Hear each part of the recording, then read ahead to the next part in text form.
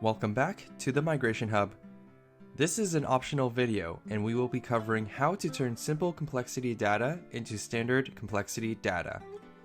This video should only be viewed if you have done the data assessment in the previous video and have determined that you currently have data that falls in the simple category, and you would like to change it to the standard type category so that your products have variant options when displayed on Shopify. Let's jump right into it. Here is the example simple data file that we were looking at before. You'll notice that each item has the title of the product followed by the hyphens and additional text for each size and color option. Since there is a consistent symbol or character separating out each piece of data, we can use some of the data tools offered in the spreadsheet editor to split text into different columns based on where the hyphen symbol appears in column A. The tool I am using is Google Sheets, and we can find the option under the Data tab here.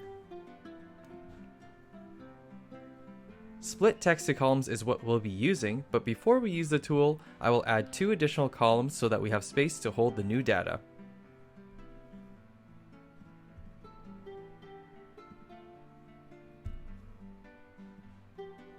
Now that we've added the additional columns, we are ready to use the data tool. Let's go ahead and highlight all of our product titles, go into data, use split text to columns. From here, what we'll want to do is change the separator because the system is trying to detect it automatically, but instead we'll use a custom setting because with our sheet, the hyphen is the actual separator. And there you have it. We now have our parent product titles along with the listed options beside them. You can go ahead and add the headers to these columns. This one is size, and this one is color. And now you have successfully split your simple data into standard data.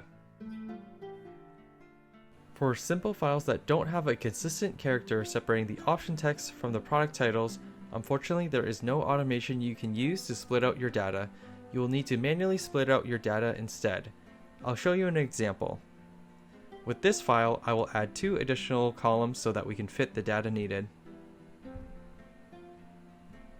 One column will be the parent product title, and the column next to it will be the option. We'll use these chips as an example. The parent product title will be chips, and the options will be S&V for salt and vinegar, and BBQ for barbecue. This is what you'll have to do to any products that you want to split out into variants. If your products have more than one option, you'll need to have a column for each option that your customer will be choosing. For example, if your product has size and color, you'll need a column for parent product title, a column for size, and a column for color. And that brings us to the end of this tutorial. As always, you can find information on your next steps below the video. Thanks for watching. See you next time.